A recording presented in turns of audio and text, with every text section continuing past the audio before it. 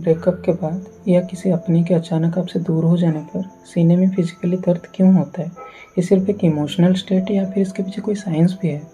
Neuroscience के हिसाब से जब कोई आपसे अचानक दूर हो जाता है तो आपके ब्रेन का एक स्पेसिफिक पार्ट एक्टिवेट होता है जिसे एंटीरियर सिंजुलेट कॉर्टेक्स कहते हैं। ये ब्रेन का वही पार्ट है जो तब एक्टिवेट होता है जब आपके हाथ पे कोई गर्म चीज़ लग जाए। तो आपके ब्रेन के हिसाब से आपका दिल टूटना या फिर आपका हाथ जल जाना दोनों एक ही बात है। बायोलॉजी के हिसाब से एक्सट्रीम केसेस में स्ट्रेस हार्मोन्स इतने बढ़ जाते हैं कि हार्ट का लेफ्ट वेंट्रिकल टेम्पररीली डिसफंक्शन करने लगता है, जो कि एक हार्ट अटैक जैसा लगता है।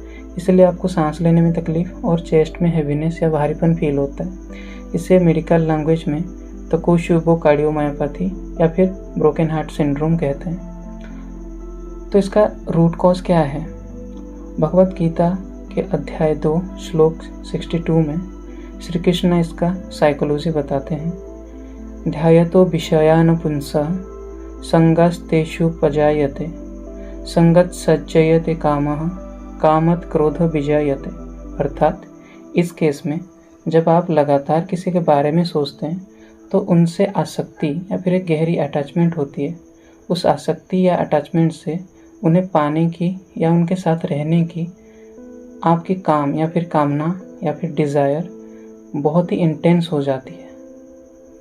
तो जो कामना उत्पन्न होती है और जब वो डिज़ायर पूरी नहीं होती है, जैसे कि ब्रेकअप होना या उनका दूर चले जाना आपसे, तो उससे क्रोध जैसे कि एंगर, फ्रस्ट्रेशन, एक्सट्रीम मेंटल और फिजिकल पेन पैदा होता है। दर्द किसी इंसान से नहीं आता, उस इंसान से जुड़ी आसक्ति से आता है।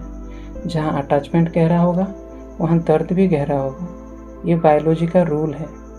आपको कभी ऐसा एहसास हुआ है? कमेंट में बताइए।